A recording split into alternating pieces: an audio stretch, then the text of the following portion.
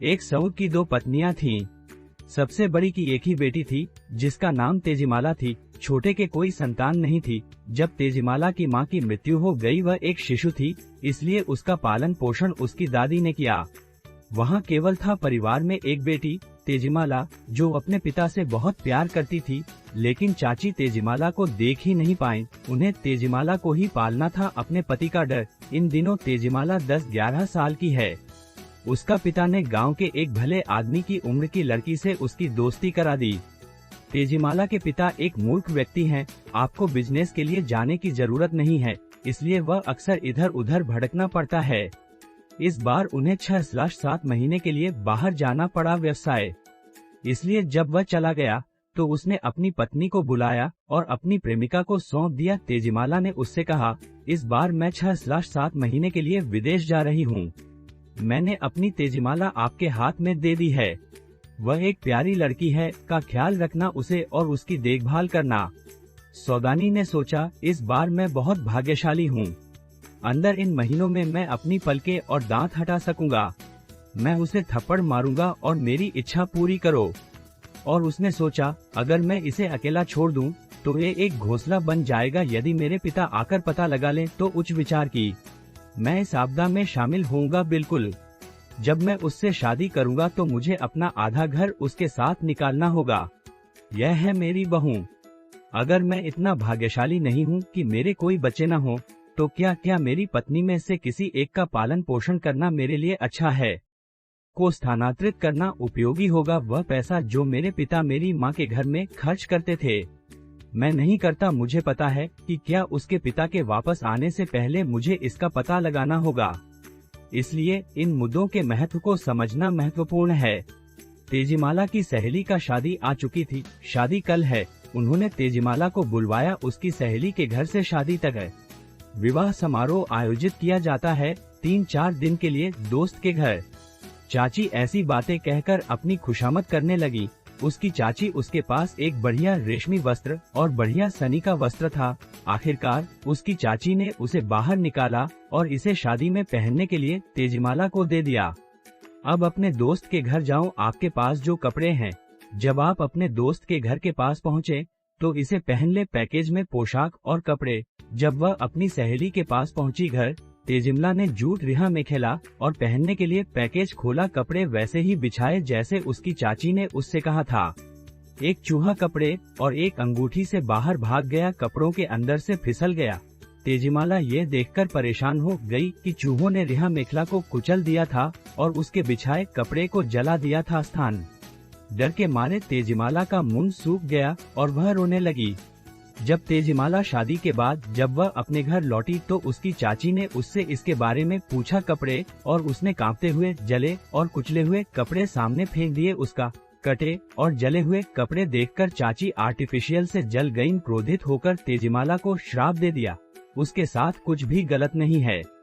फिर चाची ने तेजीमाला को खींचकर गमले के सामने बैठा दिया और उठाने को कहा चावल। जब उसकी चाची नारियल दे रही थी तो उसने अचानक नारियल फेंक दिया। नारियल और तेजीमाला की दाहिनी बांह पर मारा। जब उसका दाहिना हाथ कुचल गया, तेजीमाला दर्द से चिल्लाने लगी। इस पर उसकी चाची ने तेजीमाला को पीटना शुरू कर दिया। छड़ी के साथ वापस आ गया और उसे अपने बाएं हाथ से चावल फैलाने का आदेश दिया। जब तेजीमाला अपने बाएं हाथ से धान काट रही थी, तभी उसकी चाची ने उसे मारा। बाएं हाथ के साथ साथ उसके दाहिने हाथ पर भी। उसके बाएं हाथ पर मारा और फिर उसके दाहिने हाथ पर मारा। उसके दाहिने पैर से पैर मारा और फिर उसी तरह से उसके बाएं पैर पर मारा। आखिरकार चाची ने तेजीमाला से कहा कि अपने सिर से चावल बढ़ाओ और तेजीमाला के सिर पर मारो से। तेजीमाला की मृत्यु हो गई। कुछ दिनों के बाद उस स्थान पर एक हरा भरा पेड़ उगाया जहां तेजीमाला का पौधा लगाया गया और पेड़ सुंदर फलों से लग गया। इसी बीच पड़ोसियों ने तेजीमाला को कई दिनों तक नहीं देखा तो पूछा उसकी चाची वह कैसे कर रही थी। उसने उत्तर दिया, तेजीमाला उससे नहीं आई है दोस्त के घर। एक दिन एक भिखारी महिला ने नारियल चिपके हुए देखे। सौदानी के घर की छत मिट्टी के बर्तनों की थी और उसके पास आकर बोला, माँ दे दो मेरे लिए एक नारियल। और उसने स्त्री से कहा, मैं तुझे रोटी कहाँ से दूं? मैं आज बहुत दिनों से मैंने खुद लाऊं नहीं खाया। बुढ़िया थी आश्चर्यचकित होकर बोला, यह मैं नहीं देखता, तुम देखो कि तुम्हें कितने चाहिए, फाड़ दो या जाओ। बुढ़िया डर गई और डर गई, पेड़ मत तोड़ो। उसने सौदानी से कहा, माँ मैं पेड़ तोड़ने जा रही थी जब पेड़ ने मुझे बुलाया, मुझे और हंसी की जरूरत नहीं है माँ, मैं जा रहा हूँ। फिर भिखारी चला गया। तब सौदानी को सच्चाई समझ में आई मामला। एक चाकू लिया, पेड़ काटा, उसे खींचा, उसके पीछे फेंक दिया और चला गया।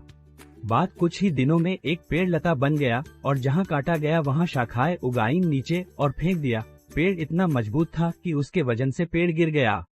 एक दिन कुछ चरवाहे अपनी गायें चरा रहे थे, तभी उनकी नजर एक जायफल पर पड़ी पेड़ पर था और उसे खाना चाहता था। वे सौदानी के पास आए और बोले, माँ करेंगे आप हमें पूरा जायफल खाने दीजिए। मुझे ज़ारा कहाँ मिलेगी? सौदानी ने पूछा। उन्होंने कहा, क्यों माँ, तुम्हारे बगीचे के पीछे एक पुराना पेड़ है। वे आश्चर्यचकित हुए और बोले, मैंने तो नहीं देखा कि जड़ें कहाँ हैं। देखो तो कैसे, इसमें बहुत समय लगता है, आप नहीं जा सकते। अपना हाथ मत उठाओ, अपना हाथ मत फाड़ो जड़ें, घर वापस जाओ। चरवाहों ने ये आनंद सुना और डंठल नहीं काटा क्योंकि उन्हें लगा कि पेड़ पर कोई भूत है। वे वापस आए और सौदानी को बताया और चले गए। सौदनी को याद आया कि उसके पास था, पेड़ को काटकर वहाँ फेंक दिया। जब उसे ये बात याद आई तो उसे एहसास हुआ कि ये तेजिमलाई थी जो सूखी थी। यह सोचकर सौदानी ने कटौती कर दी पेड़ और उसे नदी में डुबा दिया। पेड़ नदी में डूब गया और वहीं रुक गया। पास का एक तालाब सुंदर फूलों वाला कमल बन गया।